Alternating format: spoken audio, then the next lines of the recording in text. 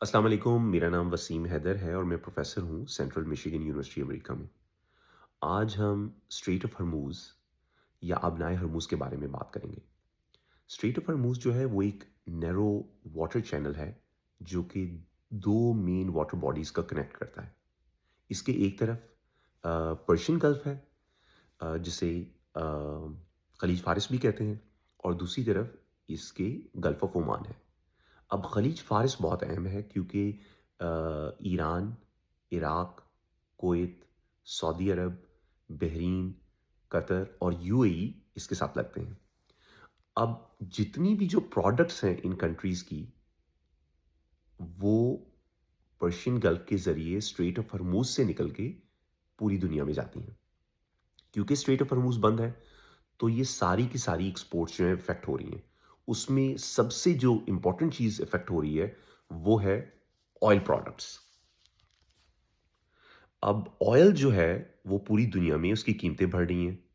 2 main जो sources हैं oil की कीमतें चेक करने के लिए, एक है डब्ल्यूटीआई, वेस्ट टेक्सास इंटरमीडिएट, और ब्रेंट क्रूड।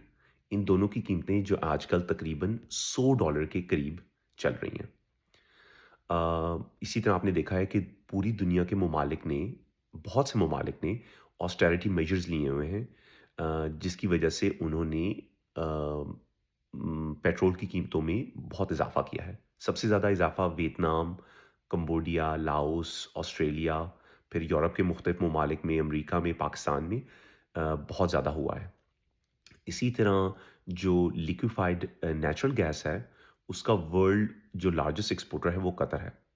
वो भी स्ट्रेट ऑफ हॉर्मूज़ से वो गैस बहरी जहाज़ों के ज़रिए आगे जाती है, वो भी इफ़ेक्ट हो रही है। तो इसके अलावा जो ऑयल के बाय प्रोडक्ट्स हैं, जैसे सल्फ़र और सल्फ्यूरिक एसिड है, ठीक है? अब सल्फ़र, सल्फ्यूरिक एसिड यूज़ होते हैं फर्टिलाइज़र इंडस्ट्री में। अब क्योंकि वो भी वहाँ से एक्सपोर्ट होके जाते हैं, इसकी वजह से फर्टिलाइज़र इंडस्ट्री में जैसे यूरिया है, उसकी कीमतें बढ़ रही हैं। सल्फ़र जो है वो इसी तरह यूज़ होती है for example different metal industries में भी। कॉपर लीचिंग में भी यूज़ होती है। तो इस वजह से मेटल इंडस्ट्री भी उसकी वजह से इफ़ेक्ट हो रही है और उनकी कीमतें भी ज़्यादा हो रही हैं। तो इसी तरह के और इंटरेस्टिंग टॉपिक्स पे हम फ्यूचर में बात करेंगे। Thank you.